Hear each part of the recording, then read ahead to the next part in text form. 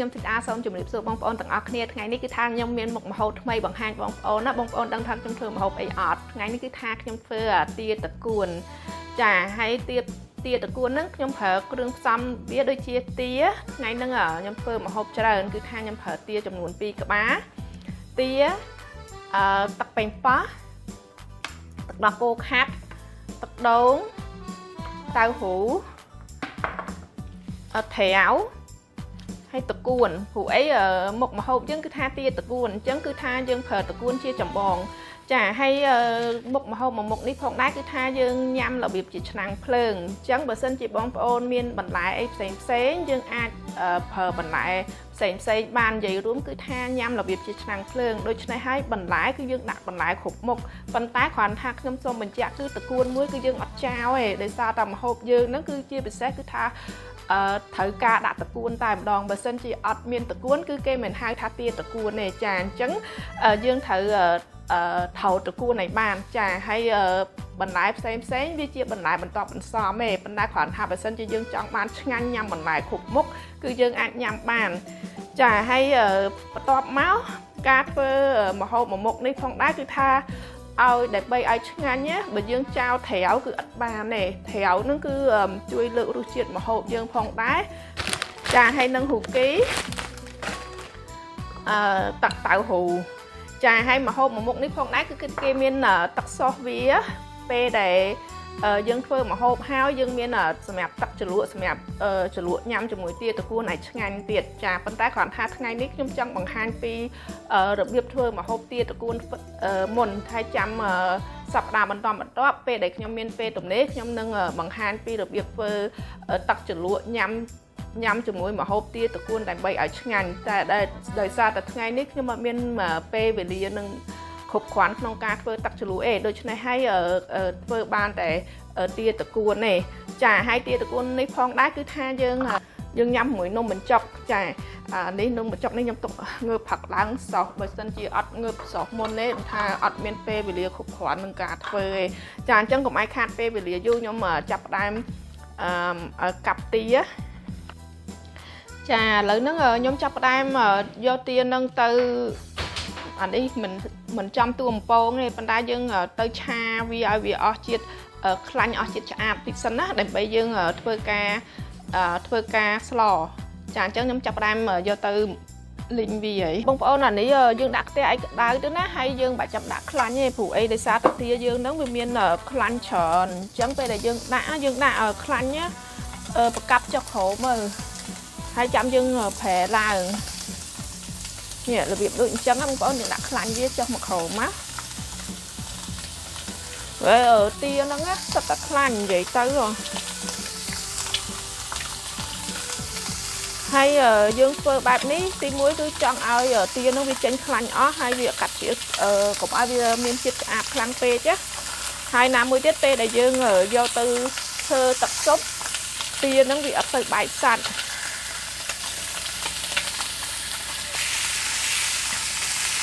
ចាហើយយើងចាប់ផ្ដើមប្រែវាមក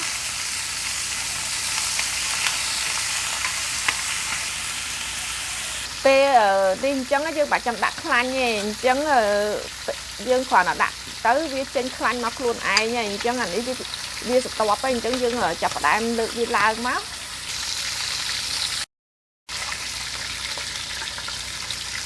ចាបងប្អូនមុននឹងយើងយកទៅធ្វើស៊ុបទាតកួនហ្នឹងណាយើង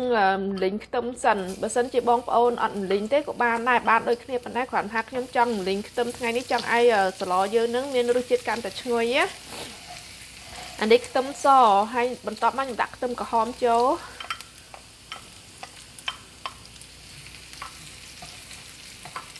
ចាបន្ទាប់ពីខ្ញុំលីងវាខ្ទឹមពីរហ្នឹងចូលគ្នាឲ្យវារៀងក្លិនឈ្ងុយបន្តិចណាហើយបន្ទាប់មកខ្ញុំដាក់ខ្ទឹមបារាំងចូលហើយខ្ទឹមបារាំងនេះគឺថាយើងហាន់វាជាកង់ទូចហើយមូលហេតុដែលខ្ញុំដាក់ខ្ទឹមបារាំងហ្នឹងគឺចង់ឲ្យទឹកស៊ុបយើងហ្នឹងវាមានទឹកស៊ុបហ្នឹងវារៀងខាប់ណា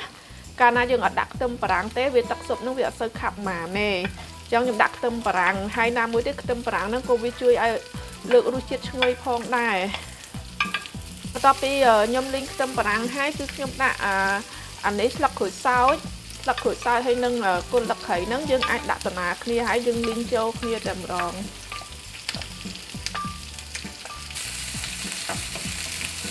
ចាបន្ទាប់ពីយើងលីងហើយយើងធ្វើការធ្វើម្ហូបយើងអាឆ្នាំងនេះយើងដាក់ឲ្យវារៀងក្តៅបន្តិចទៅណាចាបន្ទាប់ពីឆ្នាំងនឹងយើងក្តៅហើយយើងដាក់ទាចូលឆ្នាំងនឹងវាក្តៅហើយអញ្ចឹងខ្ញុំចាប់ដើមដាក់ទាចូលទាដែលខ្ញុំបំពងមិញហ្នឹងគឺខ្ញុំដាក់ចូលទាំងអស់ចាប់តបមកនេះអានេះបាតវានឹងវាមានជាតិឈាមនិងជាតិខ្លាញ់ណាយើងអត់យកទេតែយើងយកទៅទឹកស៊ុបយើងហ្នឹងវាឆ្អេះវាឆ្អាបចាខ្ញុំអត់យកទេខ្ញុំចាក់ចោលនេះគ្រឿងដែលខ្ញុំលីងមិញហ្នឹងខ្ញុំចាក់ចូលទាំងអស់លីងនៅក្នុងខ្ទះហ្នឹងហ្មងដោយសារតែឆ្នាំងយើងនេះវាធំពេកធ្វើឲ្យខ្ញុំ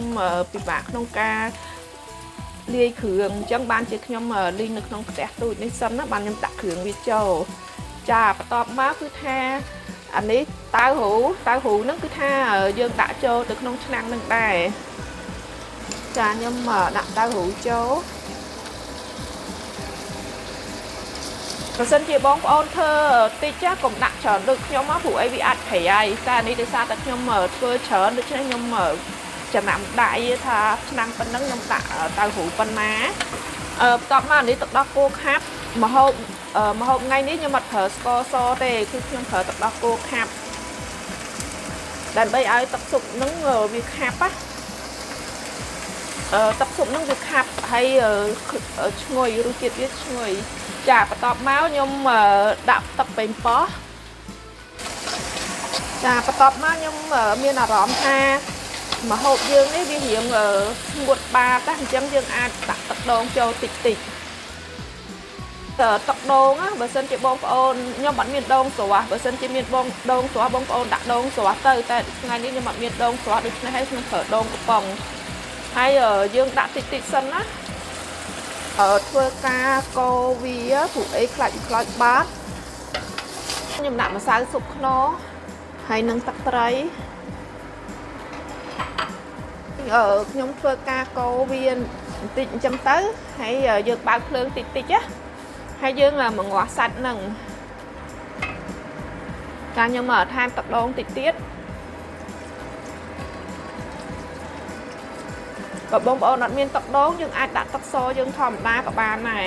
នេះបងប្អូនខ្ញុំដាក់មកងាស់វាប្រហែលជា15នាទីសិនណាហើយចាំជួបខ្ញុំរយៈពេល15នាទីទៀតខ្ញុំនឹងធ្វើការបង្ហាញបងប្អូនតទៅទៀតចានេះបងប្អូនបន្ទាប់ពី15នាទីយើងមកងាស់បាន15នាទីហើយខ្ញុំចាប់ផ្ដើមធ្វើការដាក់ទឹកដូងចូលទាំងអស់ហ្មងទៅហើយយើងមកងាស់ម្ដងទៀតងាស់ប្រហែលជាកន្លះម៉ោងទៀតណាហើយយើងបានញ៉ាំហើយចាអញ្ចឹងខ្ញុំចាប់ផ្ដើមធ្វើការដាក់ទឹកដូងមួយកំប៉ុងទៀតតែខ្ញុំចង់ថែមទឹកតិចទៀតណាព្រោះអីសាច់យើងវាច្រើនដែរព្រោះអីម្ហូបនេះយើងញ៉ាំរបៀបជាឆ្នាំងភ្លើងដូច្នេះហើយដាក់ទឹកឲ្យរៀងច្រើនបន្តិចមកខ្ញុំធ្វើការចាក់ទឹកចាបន្ទាប់ពីខ្ញុំធ្វើការចាក់ទឹកហើយខ្ញុំភ្លក់វាឲ្យវារសជាតិល្មមហើយយើងមកងាស់វាចោលហ្មងចាប៉ុណ្ណឹងគឺបានហើយអញ្ចឹងពេលដែលខ្ញុំដាក់ថែមថយគ្រឿងឲ្យហើយបន្ទាប់មកខ្ញុំចាក់ទឹកឲ្យវារៀងច្រើនតិចហើយខ្ញុំមកងាស់វារយៈពេលប្រហែលជាកន្លះម៉ោងអីទៀតអញ្ចឹងយើងអាចបានញ៉ាំហើយព្រោះអីដើម្បីឲ្យម្ហូបយើងហ្នឹងវារៀងងុំបន្តិចណាចាអញ្ចឹងខ្ញុំចាប់ផ្ដើមបិទកម្របហើយខ្ញុំធ្វើការចៀនត្រាវ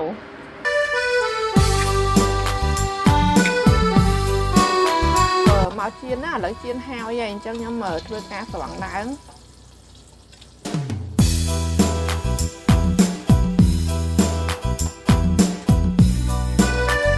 ចាឥឡូវហ្នឹង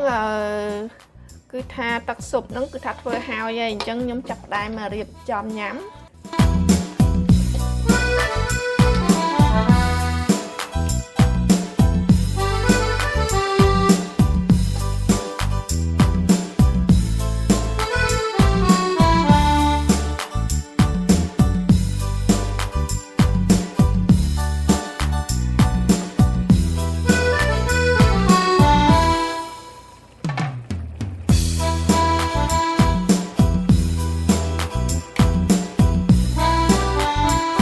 បងប្អូនអានេះនេះគឺថាគឺហើយហើយម្ហូបខ្ញុំធ្វើថ្ងៃនេះហើយគឺថាយើង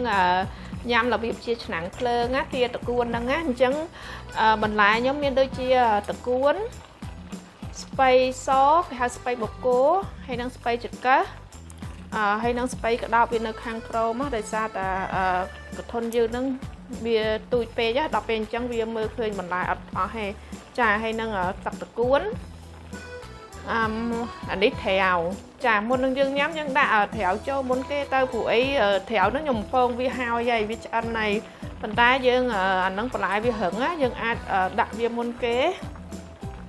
ហើយម្ហូបមួយមុខនេះផងដែរគឺថាបើយើងបាត់ត្រាវក៏វាថាត្រាវគឺវាជួយលើករសជាតិឲ្យកាន់តែឆ្ងាញ់ថែមទៀតណាចាហើយបន្ទាប់មកហ៊ូគីនេះបើសិនជាបងមានហ៊ូគីមួយយ៉ាងទៀតតែនេះខ្ញុំទិញមកខ្ញុំទិញខុសម៉ាកបន្តិចណាមានអាហ៊ូគីមួយយ៉ាងទៀតសម្រាប់គេធ្វើស៊ុបឆ្នាំងភ្លើងហ្មងគេបំពងមួយស្រាប់ហើយវាដុំណាវាដុំប៉ុននេះប៉ុន្តែខ្ញុំអត់បាន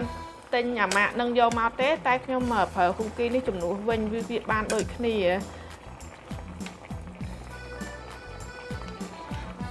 ចាបងប្អូនទឹកស៊ុបទាតកួនហ្នឹងគឺថាខ្ញុំធ្វើហើយវីដេអូថ្ងៃហ្នឹងមានតែប៉ុណ្្នឹងឯងបង្ហាញបងប្អូនចាហើយខ្ញុំសង្ឃឹមថាបងប្អូននឹងធ្វើតាមខ្ញុំនឹងទទួលបានលទ្ធផលល្អចាហើយខ្ញុំសូមអរគុណបងប្អូនដែលទស្សនាវីដេអូខ្ញុំពីដើមដល់ចប់ហើយសប្តាហ៍ខាងមុខទៀតខ្ញុំនឹងមានវីដេអូថ្មីជម្រាបជូនបងប្អូនចាអរគុណច្រើននេះហ่ะយើងញ៉ាំជាមួយនំបញ្ចុកចាសុំទោសយើងញ៉ាំជាមួយនំបញ្ចុកហើយនឹងមានទឹកជ្រលក់វាចាទឹកជ្រលក់វាគឺស្រួលធ្វើឯងតិចទៀតខ្ញុំនឹងខ្ញុំថាខ្ញុំអត់មានពេលធ្វើតែដល់ពេលនេះខ្ញុំមើលម៉ោងទៅវានៅសល់រយៈពេលតិចទៀតខ្ញុំអាចធ្វើទឹកជ្រលក់បង្ហាញជូនបងប្អូនអានេះទឹកតៅហ៊ូយើងហ្នឹងណាយើងយកតៅហ៊ូនឹងមកចាយើងយកតៅហ៊ូនឹងមកហើយនឹងជាមួយហុយស៊ីងសូសនេះអានេះវាមានជាតិផ្អែមហើយនឹងនេះវាប្រៃអញ្ចឹងយើងដាក់លាយចូលគ្នាជាមួយនឹងក្រូចឆ្មាហើយនឹងម្ទេសចាតិចទៀតខ្ញុំនឹងបង្ហាញបងប្អូនអំពីទឹកជ្រលក់ញ៉ាំជាមួយស៊ុបទាតកួនគឺថាឆ្ងាញ់មែនតើចាផ្ទះខ្ញុំគឺទម្លាប់ពេលដែលខ្ញុំធ្វើស៊ុបទាតកួនហ្នឹងខ្ញុំធ្វើទឹកជ្រលក់ផ្សេងចុចចាអាទឹកជ្រលក់លើកមុនខ្ញុំបង្ហាញជូនបងប្អូនហ្នឹងចុចក៏ត្រូវដែរប៉ុន្តែបើសិនជាឲ្យត្រូវឆ្ងាញ់តែម្ដងគឺធ្វើតាមក្បួនខ្ញុំនេះខ្ញុំនឹងបង្ហាញនៅវីដេអូក្រោយចាអរគុណ Broadcasting Network TV របស់ខ្មែរ